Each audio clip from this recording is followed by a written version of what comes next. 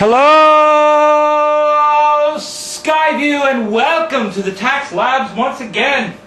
This will be our final visit together to prepare you for the tax science test. But first, we need to review last week's question.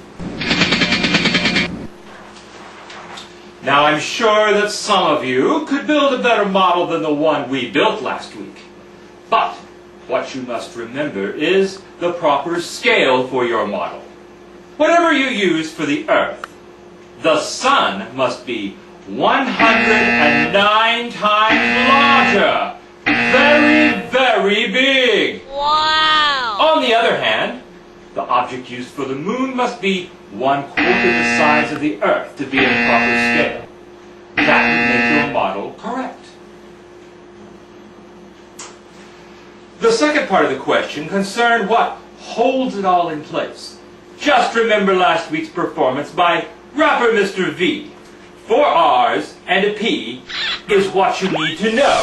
So listen to me and remember my song with 4 R's and a P. You can't go wrong. Can't go wrong. Revolve now. Revolve now. And rotate. And rotate. Can't go wrong. This week's email concerns a... Carl, have you seen this week's email? No, Dr. Loopy. Carl, let me have one of those.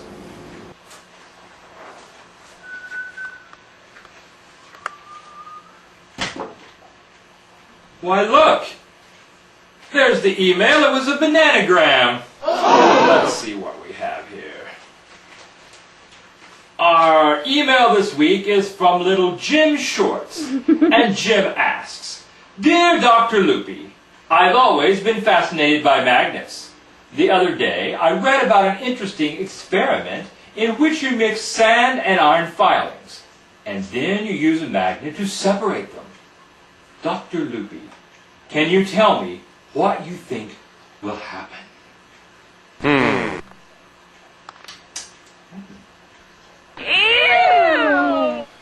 To answer today's question, we must explore the wide world of magnetism. We've all seen magnets at school or played with them at home. But did you know that magnets are used in a variety of items that we see all the time? Speakers, computers, door latches. All of them use magnets. Perhaps you've seen refrigerator doors with a couple of magnets stuck to them. Yikes! A doctor might use a large machine called an MRI machine, which uses large magnets to help doctors to see inside your body, like X-rays. Yeah! Special magnets are used to lift heavy weights, and magnets are also used in electric motors. They're even used in cows. Huh? There is indeed a cow magnet that farmers feed to cows. You see, cows are not very smart. In fact, they will swallow magnets that farmers feed to them. These magnets are useful, however. Cows sometimes eat steel and iron objects that could hurt them. The magnet pulls these objects together, keeping them in the stomach and preventing cow injuries. This, however, is not to be confused with a magnetic cow, shown here. Carl's paper bag players are proud to present the discovery of magnetism. Our story begins 2,500 years ago in ancient Greece, near a small mountain village. A young shepherd named Magnus was tending his sheep in the mountains. Magnus loved his sheep and often went for long walks with the little ones. One day, one of the tiny sheep broke loose and ran away. Magnus came back and saw that the sheep was gone. He heard him in the distance and followed the sound. At last he found the sheep on a hill and started home. But Magnus noticed the nails in his shoes and his iron-tipped staff seemed to stick to the ground. He dug down and found a magnetic rock called lodestone. The rock was attracted to anything iron, Unfortunately for Magnus, he was wearing several iron items that day. Magnus had discovered magnetism. Magnets operate because of a field of energy around them called the magnetic field. I've been to magnetic field, Dr. Loopy. It's where the horseshoe magnets play football. Welcome to Magnetic Field for the Science Conference Showdown between two teams truly locked in battle. The North Pole Magnets versus the South Pole Horseshoe Magnets. The attraction of this game is without question.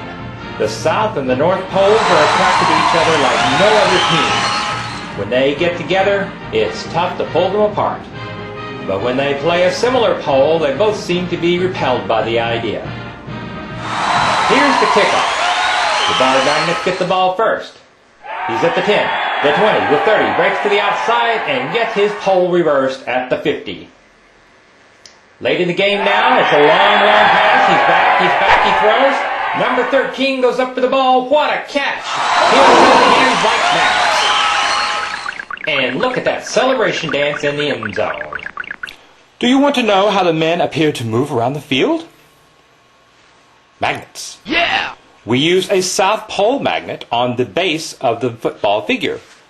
Then we place another magnet with a north-facing pole underneath the table. Yo!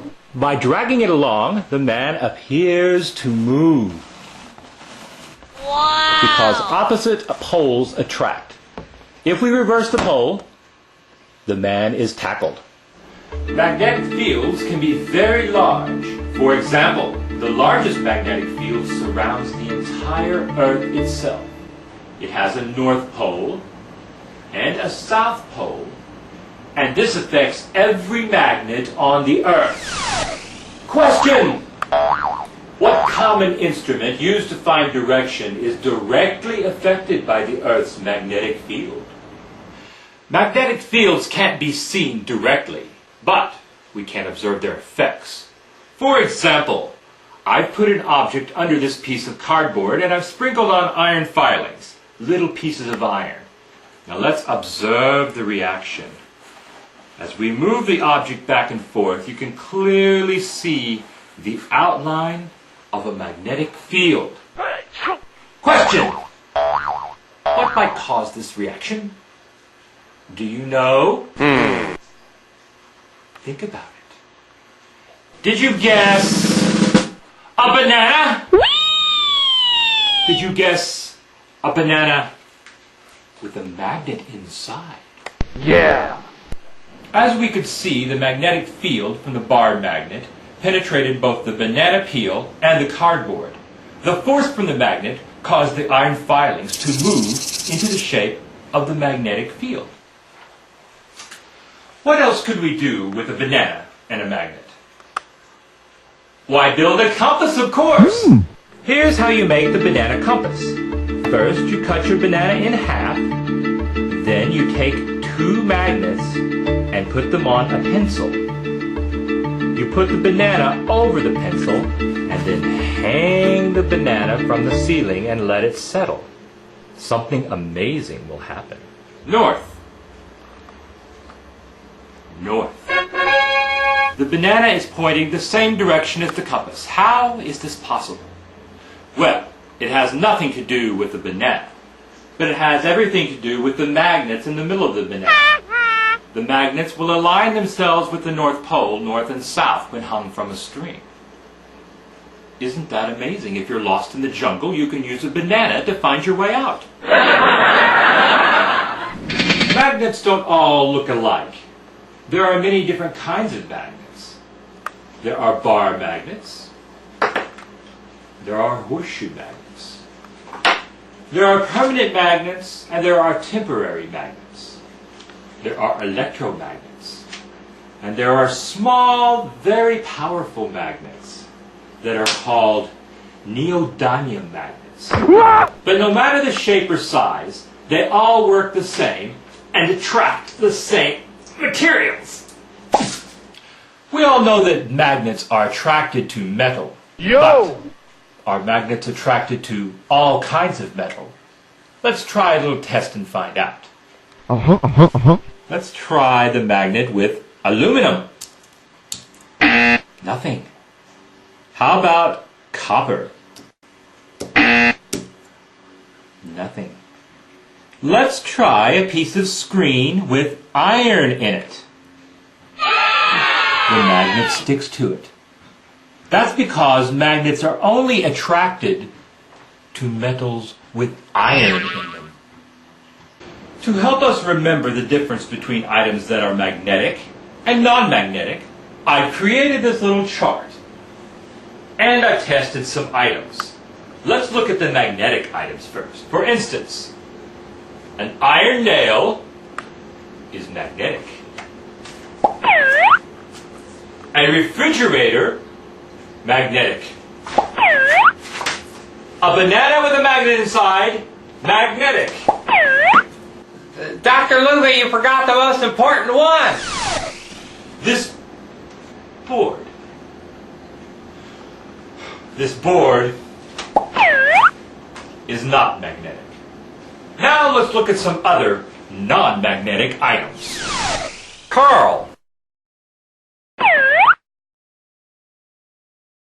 Murphy.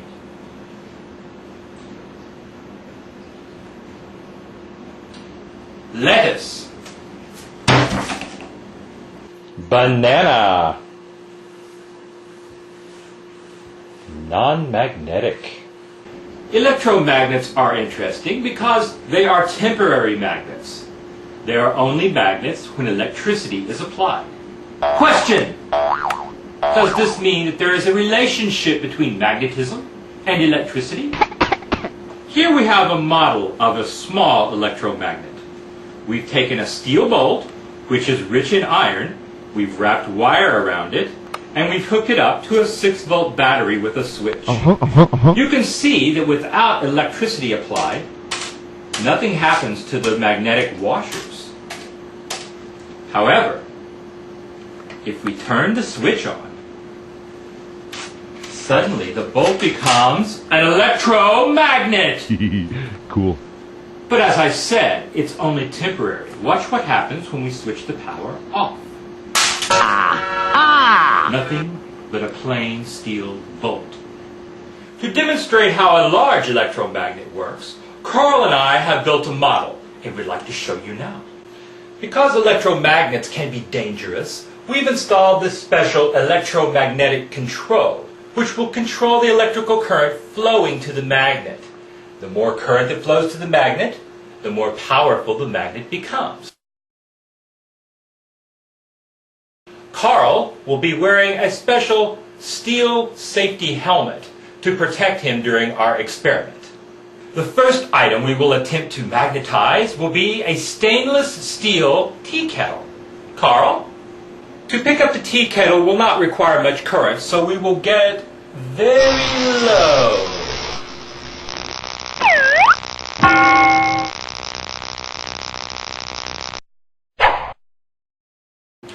For our next experiment, we're going to try to lift an entire steel chest. Just a moment, excuse me. Hello? Yes, I told you not to call me here. Well, I know, but... Well, yes, I know. Well, I mean... Of course I do. Yes. Well, maybe after work we can go out. Yes, that would be great. Whoa, Dr. Loopy! Dr. Loopy! Dr. Loopy! Oh! Oh! Dr. Loopy! I'll call you back. Oh! Oh!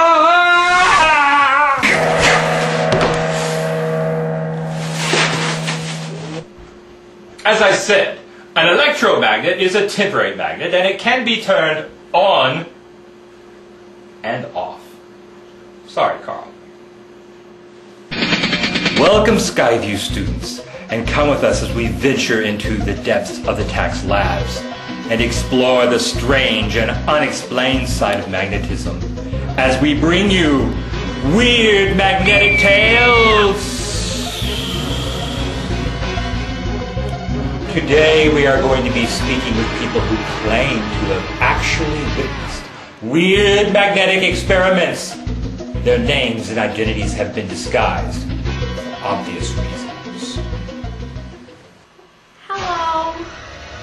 Well, they took me into a ship, and they had this pencil, and it was floating in air just with magnets. I mean, floating there. Nothing was holding it up except for magnets.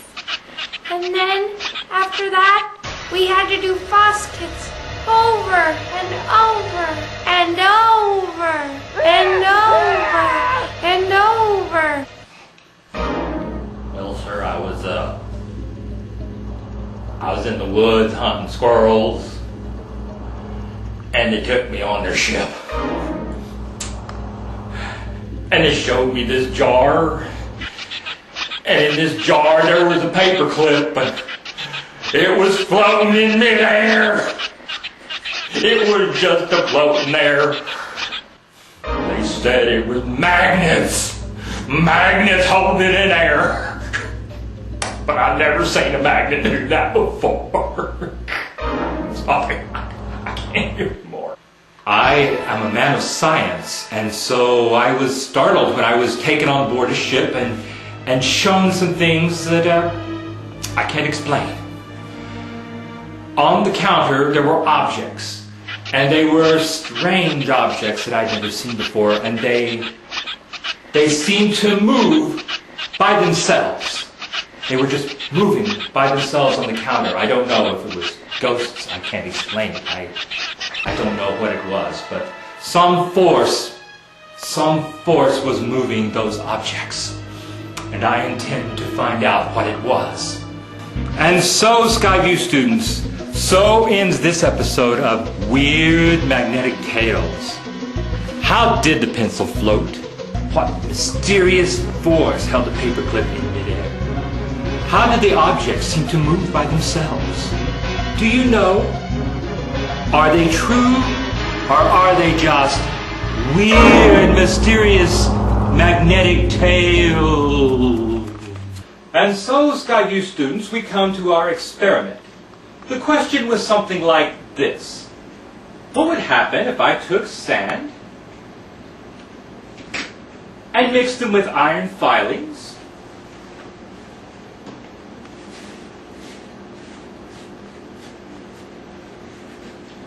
and then used a magnet? What would happen? Well, we've discussed a lot about magnetism today. Use your scientific knowledge, discuss it, and come up with the solution yourself. What would happen? Skyview students, this is our final afternoon together, our final science experiment before the tax test. Oh, man. I hope you've enjoyed coming every week to our tax labs to examine a different scientific principle. Now I have one final challenge for you.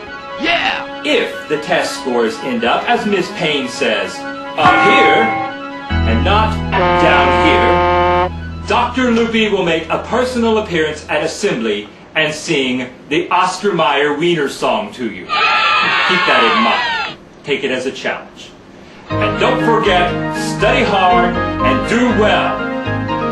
This has been the last episode of Blinding You with Science.